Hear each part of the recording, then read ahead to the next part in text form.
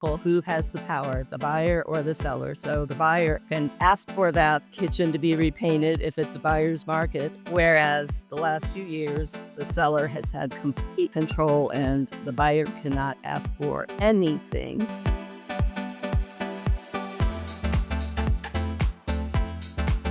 Hey, Donna, thank you for joining the podcast. It's great to have you on the show. I'm happy to be here. Thanks for having me. Yeah, so you have a company that does home inspections on the residential side, the commercial side. I'd love to know, how did you get into this business? And then eventually we'll dive into the differences of both of those too. I got into it because I married the owner, but he started it back in 2001. He's a graduate of the Naval Academy, and from there he had extensive training in HVAC systems and had several companies that designed HVAC systems for commercial buildings, specifically in the ceiling. At any rate, so the last of those was acquired, and he didn't know what to do with himself, and he didn't want to move because he had children in school. So a commercial broker friend of his said, with your credentials, you can do inspections for me today. Let's go. Once Ed did that, he loved it so much, but the commercial cycle is usually kind of a lengthy process. So he decided to get the residential certification as well. Nice. And how have you grown over the years? Is it a relationship business, or I know you're head of marketing also. Tell me about what that plan has looked like. When Ed was starting, he would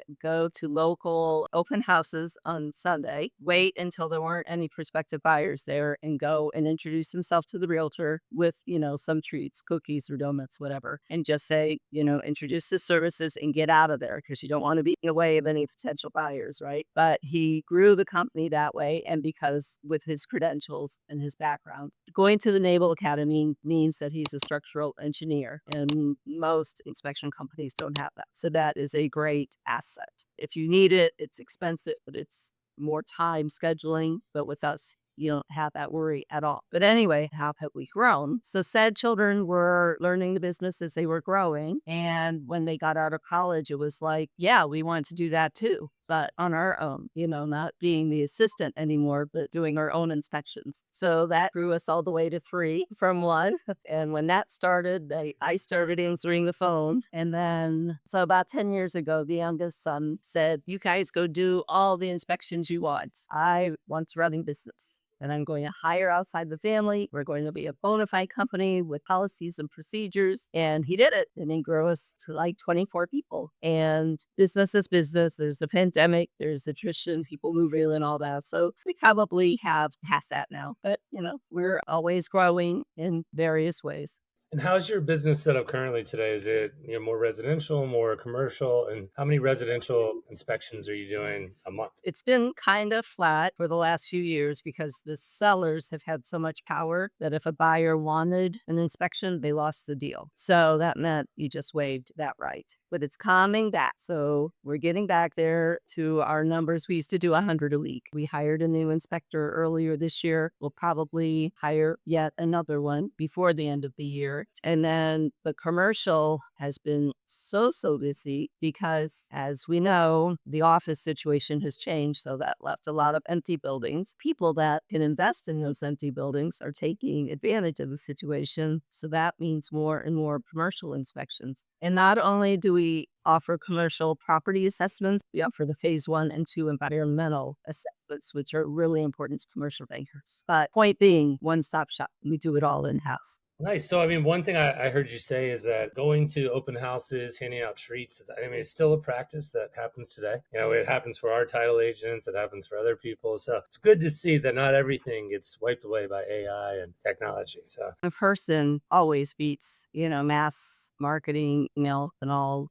Or in person is it. And from a technology standpoint, how have inspections changed over the years? Let's call it the last 20 years from an inspection standpoint. 10 or 12 years ago, when I was just getting into this and I would go help on an inspection, check outlets and windows, I would have a clipboard to make handwritten notes on that I would then have to enter into a portable computer and a laptop, I guess. And then the report would have to be printed out on a portable printer. And this printer, the ink tank would fill up and we'd have to have it emptied. And it was such a process. And now, of course, everything's done on the phone. Yeah. Was there one dominant software company that came out to provide that so it can be done on the phone, or are there a lot of different offerings for that? I think the progression was first some kind of an iPad. I mean, yeah, some kind of laptop that the guys were using, and I'm sorry, don't remember the name of it. But then from there, it was just, you can do this on our phone. And the photos are still good. Why not?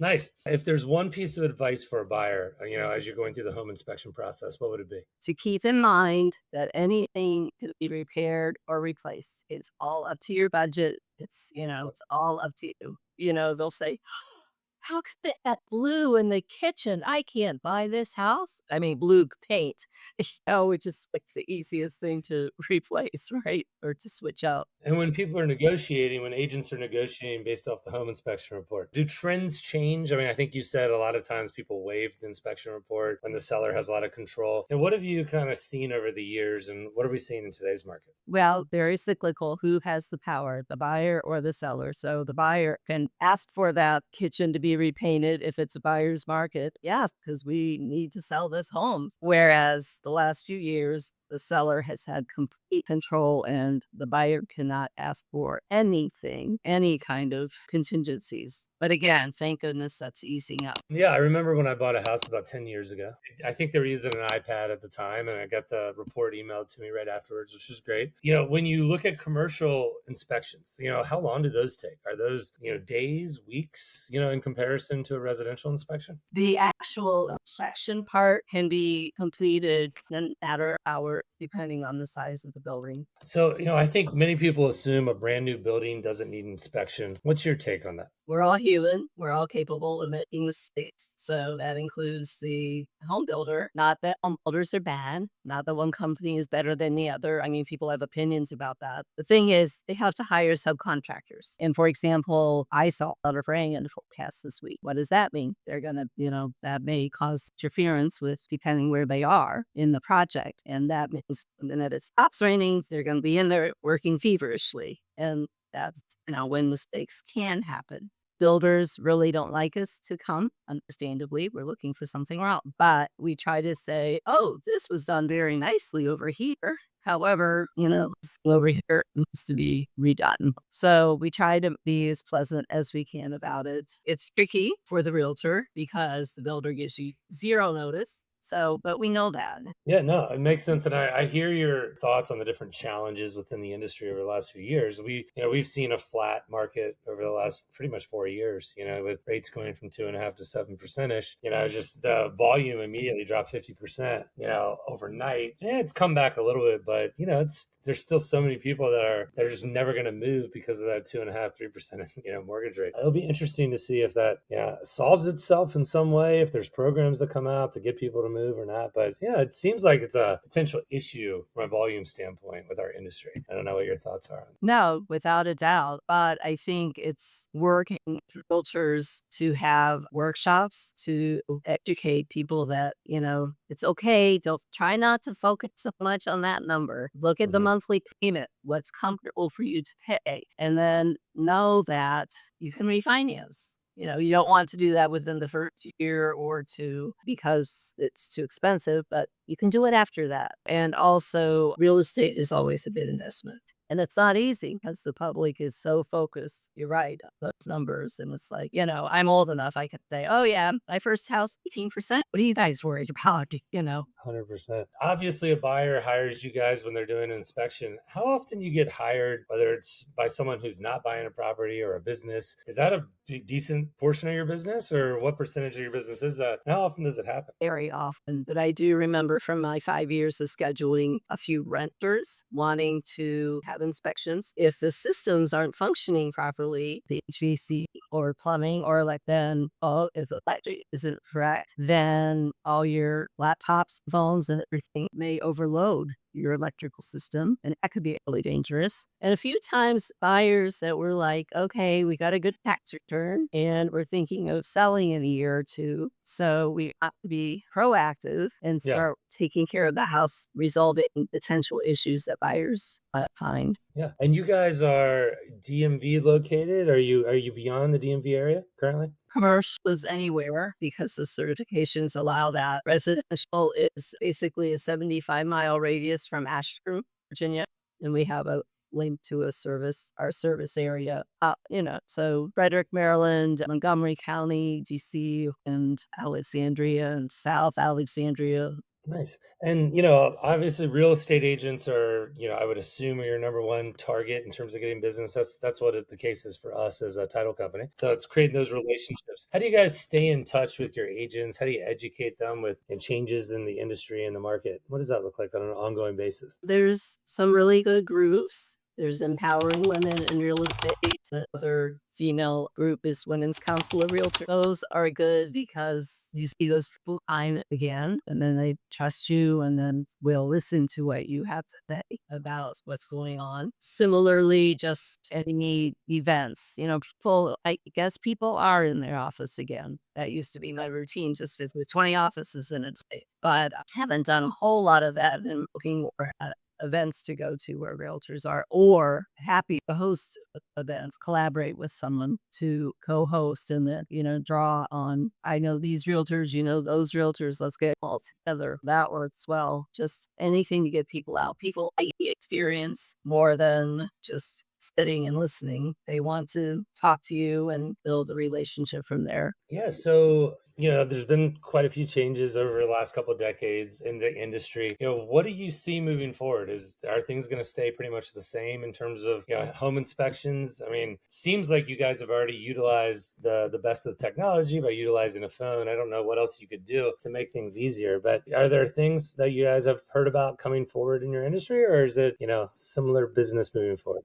Everyone loves phones, but again, that really isn't necessary for 9 out of 10 inspections. The phone is just as good from the street. Some companies, I guess, make videos of the entire inspection. I think that's fun. That's sexy. It gets people's attention. So it's like, I don't know, watching your wedding video. It's technology and whatever's new and latest and greatest is always going to get people's attention. But you really just have to have the quality, the consistent quality behind it, right? If you don't know what you're doing or you don't provide it in a timely manner, then it doesn't really make a difference how cute it is. I heard you say a few times, and I agree with it, is at the end of the day, with all the changes you see, it's a relationship game.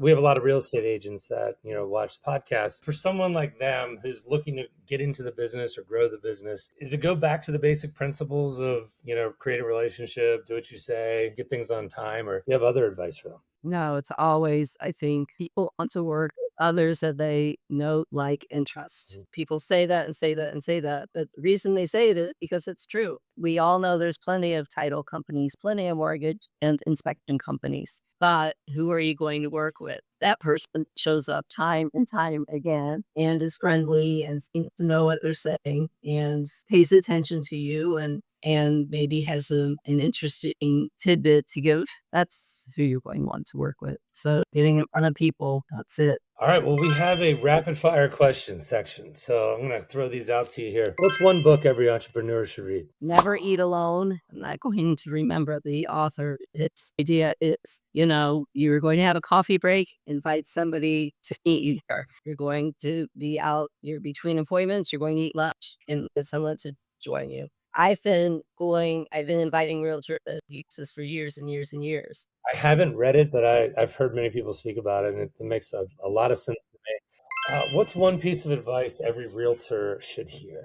The realtor should hear is to set the expectations for your clients going into the inspection. You're not going to, we know how hard it is to get to that point with your clients. We're not going to mess up your paycheck. Yeah. You, the realtor. What we're going to do, though, is inform your client the form and function of that property at the time of the inspection. Realtors need to set that with their buyers, that that's what's going to happen at the home inspection. What's a worst situation that you typically see? A foundation issue or a roof issue? I would say roofing more often, because it is a limited time life on that, design life. Whereas foundations, if they're done correctly, they are good. Most of the calls for a structural assessment that we get are not a problem. But, people want that peace of mind, and of course they do. But it isn't always a catastrophe. It can be repaired at a modest cost. Cool. Well, Donna, if people want to hire you guys for your services, what's the best way to find you?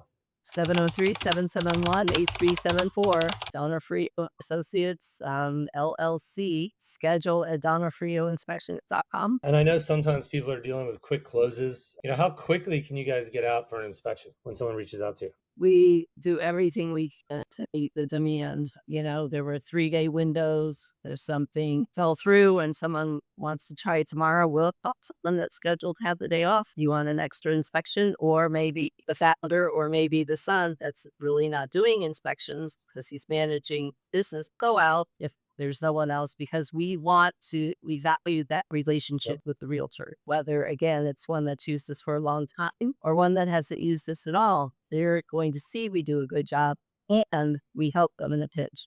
So we're going to do everything we can. Well, it makes sense. It sounds like you've built a great business over the years through relationships and doing what you say you're going to do. I know a lot of our agents that are listening to this probably already utilize you, but I'm sure there's others that are looking for great options. So I really appreciate you taking the time to tell us your story and how you guys are running your business. Thank you. I enjoyed the conversation.